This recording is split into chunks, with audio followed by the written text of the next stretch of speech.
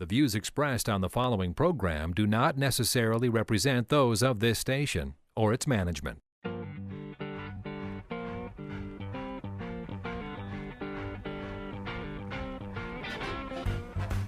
It's time now for Where You Live with Gene Sullivan, the show that deals with the news and events that affect you the most. Whether you rent or own, live in an HOA, single-family home, or an apartment building, Gene will tackle the issues right where you live. So, from the True North Painting Studios, here is the original man of steel, Resolve himself, who stands for truth, justice, and the association way.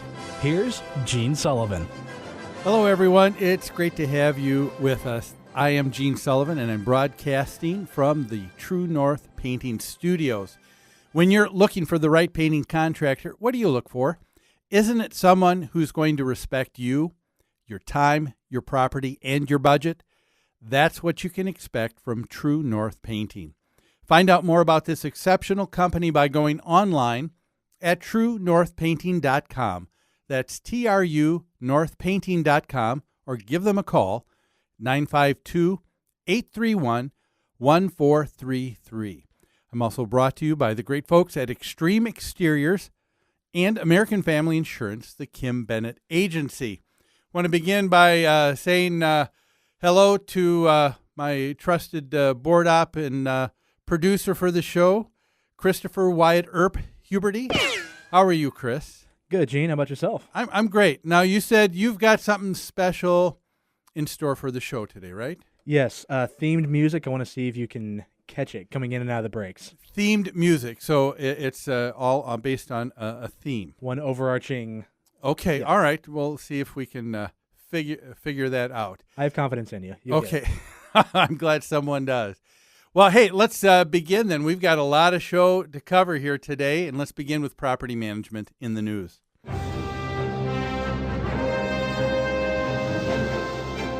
Property management in the news is brought to you by Home Furniture and Abbey Floor Coverings. Their showrooms are staffed with professionals who will help you choose what you need to fit both your lifestyle and budget. Whatever you need, chances are they'll have what you're looking for. Now, if you wish to avail yourself of special pricing you won't find anywhere else, all Where You Live listeners can call Customer Service Coordinator Lori Matson at 952-224-2663. Our first story is from Rio Grande Valley, Texas. And we have a news clip that we'd like to play for you. This is from KRGV Channel 5 News in Texas, an ABC affiliate. Chris, go ahead and roll the tape. Tonight, a Brownsville resident claims his homeowners association is not doing its job. So we sent 5 on your side to check it out. Our Channel 5's Manuel de la Rosa has more in this report. Jack Jew says the Parkview neighborhood was once a pristine and beautiful area to live. Now it's becoming a rundown neighborhood. He says you can see trash cans on the curb and high grass. Both are violations of the Homeowners Association. I've never seen anybody walk through the neighborhood or write people a homeowner citation. Each resident is required to pay a $60 fee for the year.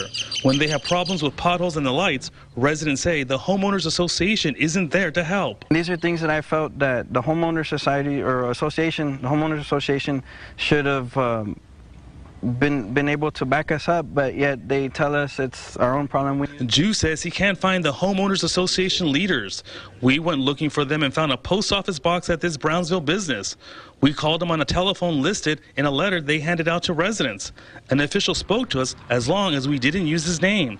He says they are a management company and asked residents to follow the guidelines. They have given out 500 warning citations since April. Still, Jew says that's not enough. It angers me, and then it only gets me more angry at the end of the year when you have to pay dues for something that people are not, enforcing.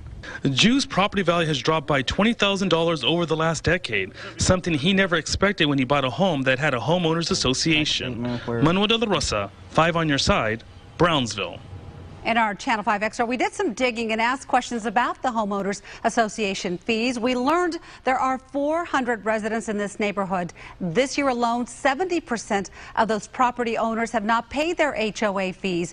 And because there is no board in place, the management in the company can only issue citations at this time, as Manuel mentioned in his report.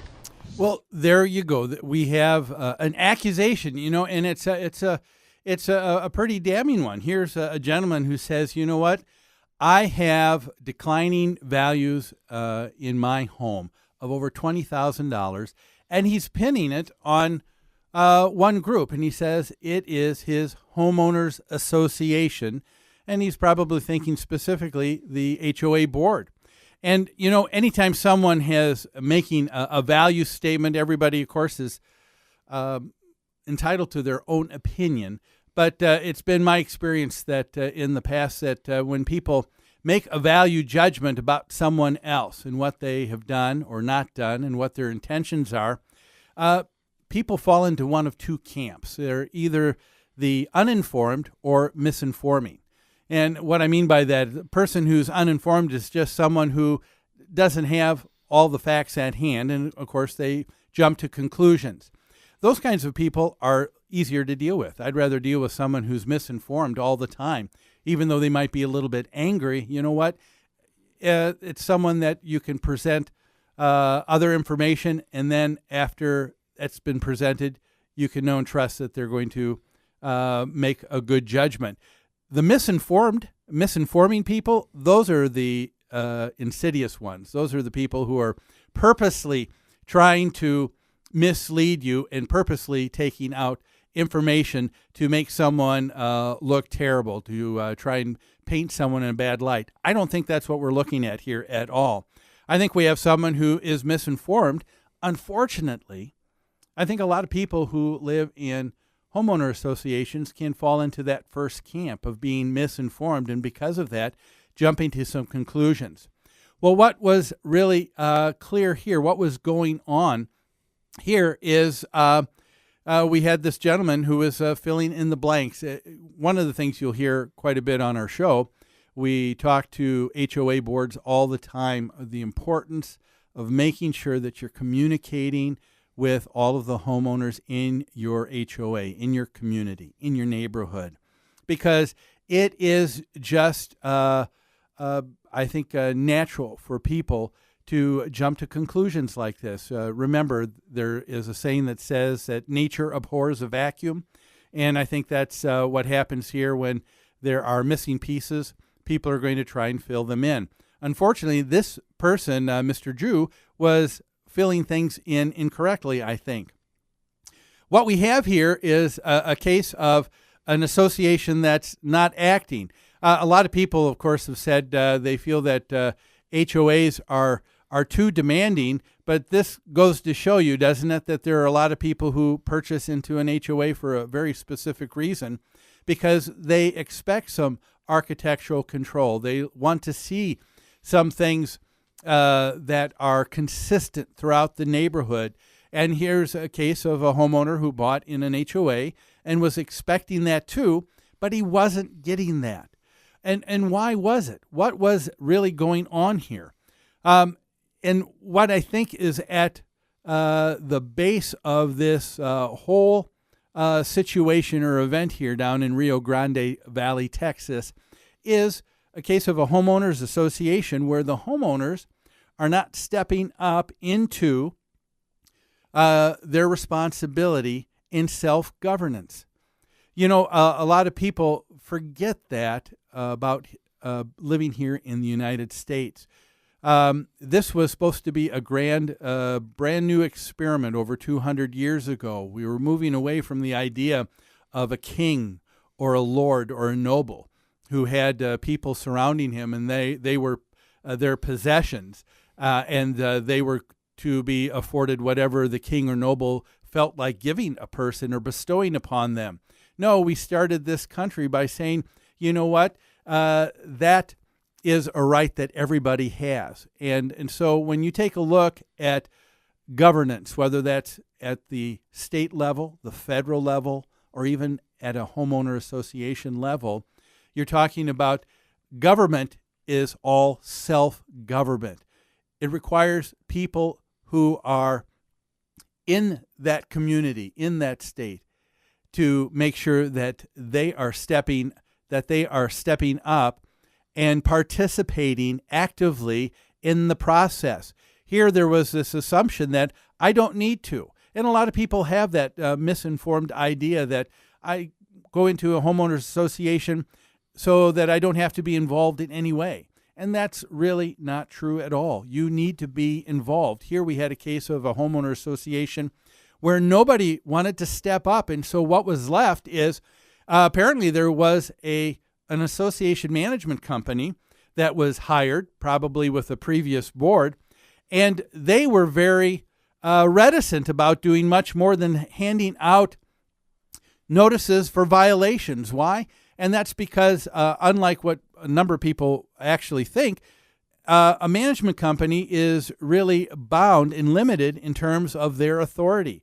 Any authority we have as a management company is only that which has been given to us under the direction of the board of directors, who are also bound by an authority, and that is the people in that community.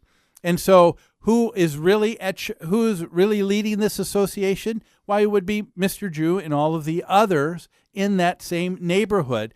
And because nobody is stepping up, you have this confusion. I've had a lot of people tell me from time to time, well, can't we just step aside and just let you, the management company, just take over?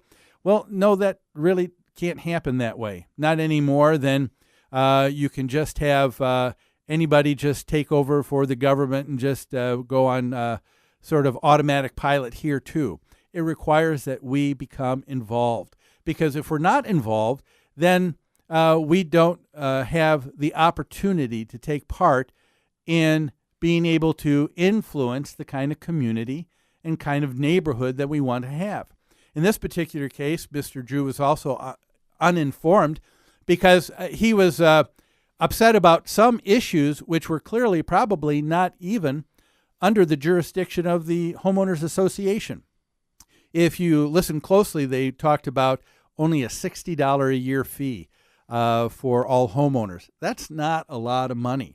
So my guess is that most likely things like potholes in the streets, lights, those are things that were not under the jurisdiction of the homeowner association, but the city or municipality where he lives, and that would be covered under his property taxes. And so you've got to know what is the jurisdiction of the governing body you're talking to. And in this particular case, I think we have it's clear that we have a gentleman who's just unsure of what's happening. What's really needed in this situation? Well, it would be for probably men like Mr. Drew and others in the neighborhood to step up and to be able to take an active role and participate in the actions and the operations of their homeowner association. Well, we need to take a break right now. Don't go away. We've got a lot more of Where You Live after these messages.